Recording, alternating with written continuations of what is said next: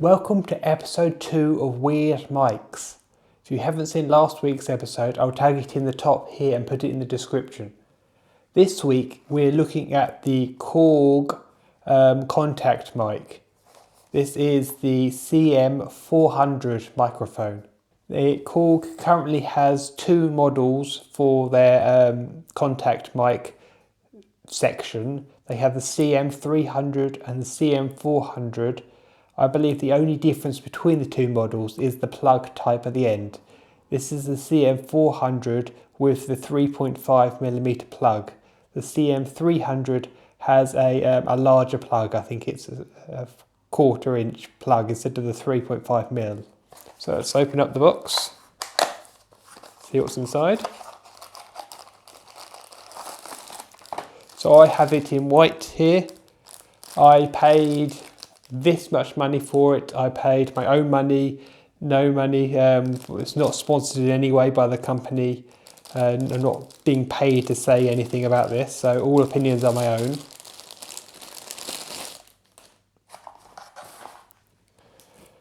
So the microphone is a clip mic.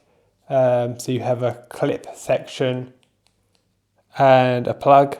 It's designed by Korg as a tuner mic. So you clip it onto an instrument that you want to tune into a particular key or particular note. And then using their attachments, it will tell you what note the instrument is currently in when playing the note. And then you can adjust the tension correctly to change it. And then this obviously lets you know how much to change it by.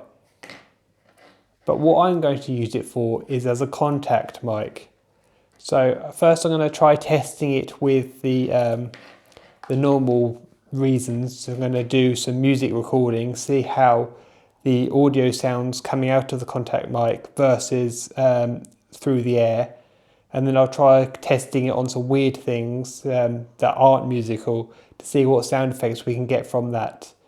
To record this microphone, I've got a Zoom F3, and I have a Rode XLR to 3.5 converter. This is for TRS, whereas this plug is only TS, tip sleeve.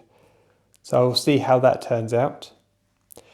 In case it doesn't work, similar to the last video, I have a inline audio reducer which seemed to solve my problem last time and allowed me to connect it through.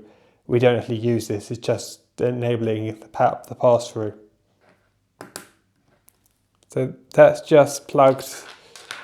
What I've done is I've plugged the 3.5 mono connector into the XLR converter and then into the XLR. A little bit about the recorder. It's set up as a mic channel. I like the Zoom F3 as a portable recorder because it's so small. I run it off Energizer lithium batteries. These are the Energizer Ultimates. They last a while, but they do run out. For one of these weeks, I'm going to produce a in-depth review of the Zoom F3, as I find it very useful. Okay, I've done a little bit of testing, because my battery died, but I've done a little bit of testing, and yes, I do need this thing in line. I'm sure I'll get a better XLR to XLR to 3.5 converter. This isn't really the right one for the job, but this adapter seems to solve the problem in the meantime. So a traditional microphone picks up vibrations that move through the air, so that the source emits the noise and then the air vibrates in a certain way, and that passes the energy from molecule to molecule until it reaches the microphone or eardrums, which then vibrate and then convert it into signals we understand. This doesn't do that. This just takes the vibrations from the source and then transfers it into electrical straight away. So it doesn't pick up vibrations coming through the air. It's not designed for that. But it does pick up vibrations coming from a surface you clip it to. So if I, for example, take the box and I clip it to it, and then tap on the box, it picks up the vibrations on the box, but it doesn't pick up the noise of me speaking. That noise, but it doesn't pick up any audio of me speaking. That's actually coming from a lavalier mic that I'm wearing on my chest.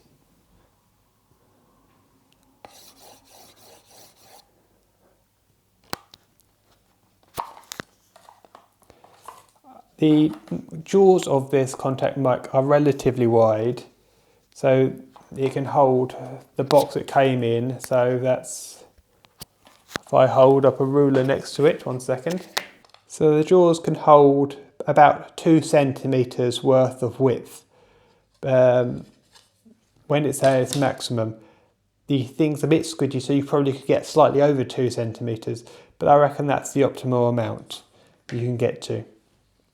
So I'm going to now do some tests to see how it performs against an air microphone. So I'm going to set up another microphone into the other channel, and then I'll put on screen which microphone you're listening to in the corners. So I'm going to grab another microphone. Okay, so now I have 2 mics in there. So I've got the XLR Rode NGG2 next to my camera, and I've got the contact mic in the other channel. This is a hand drum, so if we just put it on the table. So I've got, I'm recording currently with the contact mic separated, so it's just in my hand, so you can hear the handling noise.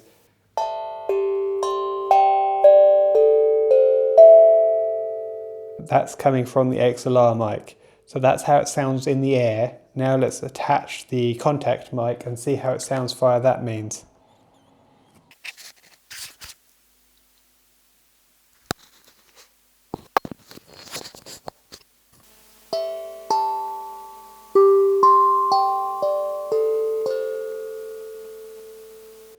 We get the 2 different sounds.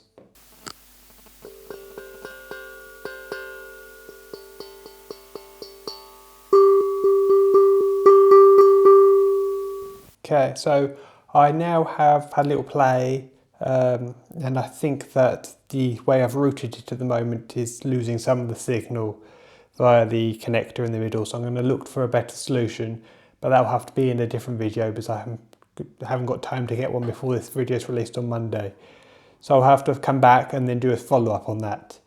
So I've got the XLR mic going into one channel and the contact mic going into the other channel. The gain is at 256 on the Zoom F3 for the contact mic and 32 for the XLR mic. So there's a big difference in how much is being amplified. There is no phantom power going to the contact mic, but there is for the Rode mic. Yeah, I've also got a Kalimba reviewed in another video I'll tag up in the top. And we're going to see how that sounds. We're going to get some sounds from just the air, so see how it sounds then.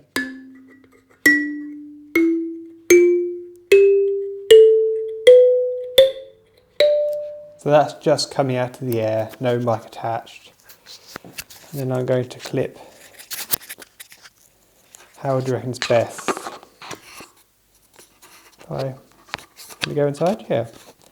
So I've now clipped it on so it's flush with it.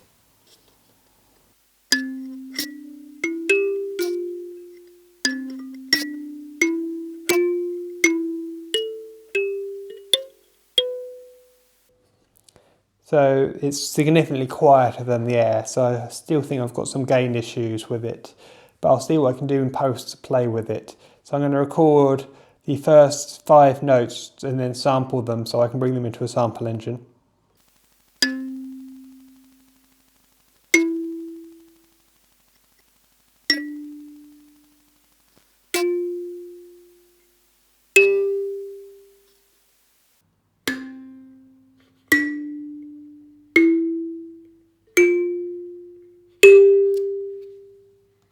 From listening back to the sound, it's quite a dry sound without any reverb, so you're just hearing the hit of the note, but you're not getting the reverb.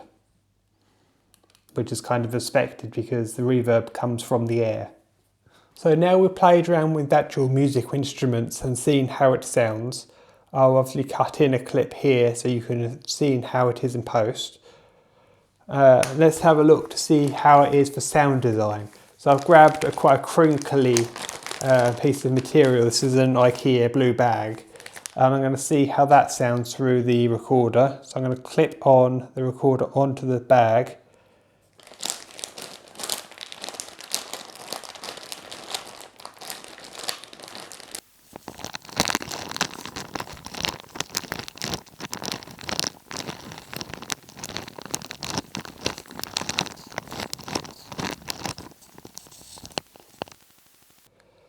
So now we're going to have a play with a ruler and seeing what sounds we can get for that for sound design. So I'm going to clip it on next to the edge of the device. So this is where it comes off the table. I've still got audio coming from this and that, so we'll be able to compare.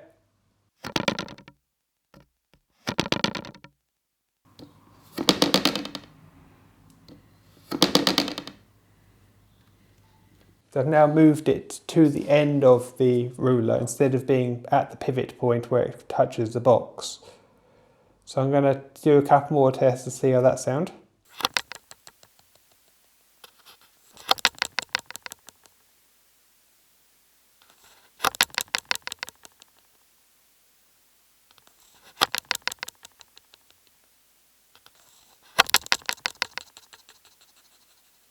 We're getting good levels looking at the recorder. Obviously it's picking up none of the audio at the moment because it's only doing the device. So now I've clipped it about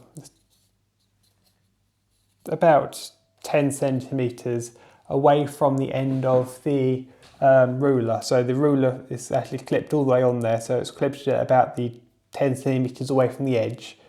And I'm going to run it up and down the table.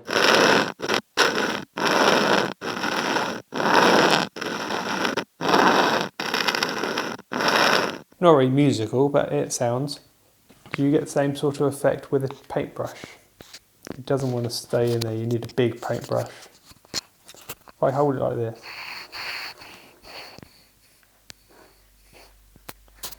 Now it needs to be on this point up where it doesn't pick up.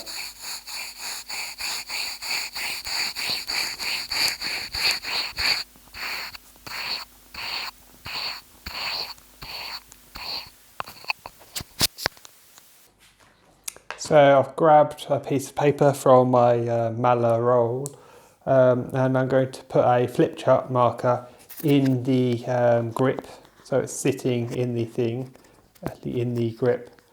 I'll put a set of headphones on so I can hear it. We'll see how it picks up, if it picks up the noise of the pen.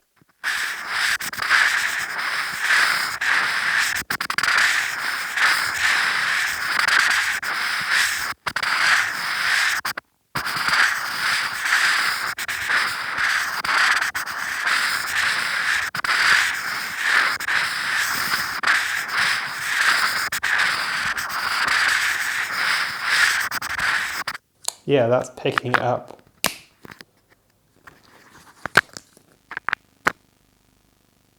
It's picking up some interference from somewhere.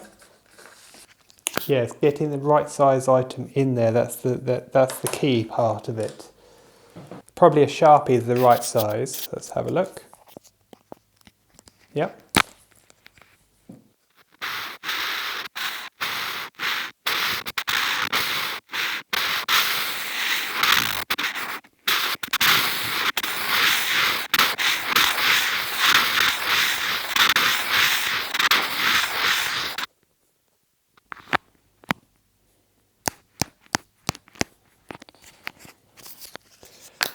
Ooh, what if we try a Clicky pen?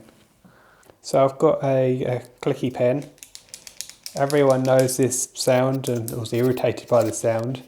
So I'm going to put the thing on the pen.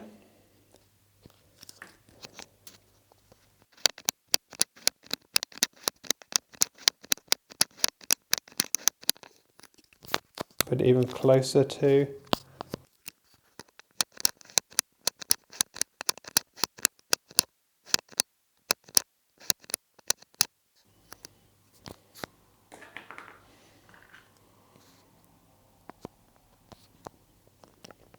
try this one. It's got a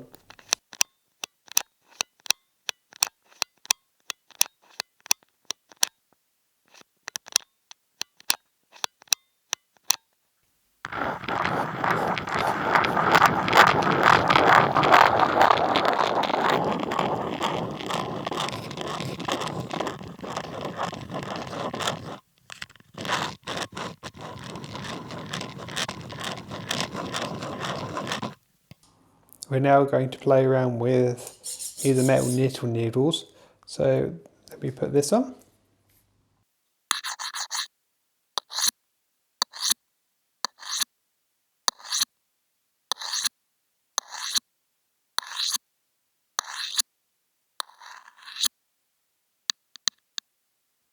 Oh, we could do a carving knife.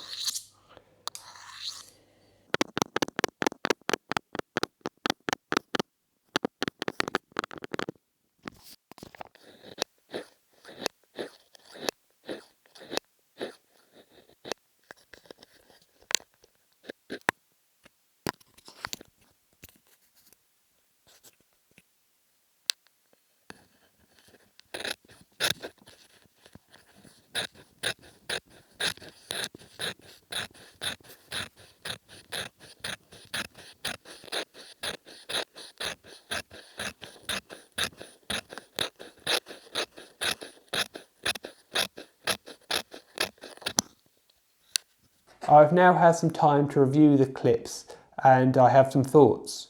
The signal that this produces is very weak. It's a very low signal relative to an audible mic, so you need a recorder with really good preamps and really good gain control. The Zoom F3 does quite a good job at this, but even then I was having to max out the levels when I was doing the audio samples for the musical instruments. So this reduces the noise floor, which messes with your recordings. I think the issue of this comes down to how the contact mic is situated within the clip. The clip has a curve section where it dips down, where there's a gap towards where the contact mic is actually situated in it. If you have something that's flat or something that doesn't fulfill that curve, so it's either too big or too small, it doesn't really work very well. This didn't work well with my Kalimba or my hand drum or pan drums because they are flat surfaces, so it didn't make good contact with them, probably leading to the terrible signal. It also was susceptible to EM interference, so that's your mobile phone signals or other signals similar that it picked up in the wire. This may be due to the wiring setup I had, where I plugged it through the adapter into another adapter into the recorder, as detailed at the start of the video. I've got another adapter coming, hopefully that will come in the next week or so, and then I'll be able to provide more answers. If I do find it fixes it, I'll put it in the commenting below the video, or create a short demonstrating it. Do I think it's worth buying for musical instrument recording? No, I don't. I think it doesn't work well enough to warrant that. But where I think it does work just about well enough for the price is with sound design. So with the example of the pen or the metal knitting needles or the scissors, that produces a usable sound. It's a bit noisy, but I would say usable. It's a very flexible thing. It's just a clip onto it. So hopefully when the weather improves outside, I'll be able to get some recordings outside in the real world and get some real world samples. And I think that's where it will do well, because you can just clip it onto things straight away. You don't have to worry about trying to affix it to a rough surface. Because of the clip nature, it's quite an easy process. Next week's video, I'm planning on doing a look back over the first 2 months of this YouTube channel restart, and I'm going to do some learning and researching to try to improve my production quality. So I'm going to look into fonts, doing profile picture, doing better thumbnails. So I'm going to do some research and then I'll present my findings next week, along with looking at the analytics for the past 2 months of this channel. After that, I've got one more mic lined up in the Weird Mic series. That's a light mic, so it's a solar panel that converts light into an audio signal. That's coming probably the week after, if all goes to plan.